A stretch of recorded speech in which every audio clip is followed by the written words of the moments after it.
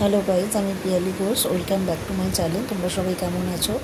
আমার ডোডোর খুব শরীর খারাপ, তো দেখতেই পাচ্ছ। ডোবারম্যান 3 বছরের, ও প্রচণ্ড উইক হয়ে পড়েছে। ওর ইউট্রাসে ইনফেকশান হয়েছে, তার জন্য প্লিজ তোমরা সবাই প্রে করো যাতে ভালো হয়ে যায়। তো আজকে ডক্টর বলেছে একটু আইসক্রিম খাওয়াতে ওকে। ওর ইউট্রাসে ইনফেকশান হয়েছে, প্লিজ তোমরা প্রে করো ও যাতে তাড়াতাড়ি সুস্থ হয়ে যায়। চলো মামা, খাও। না না, এই যে এই যে এই যে এই যে এই যে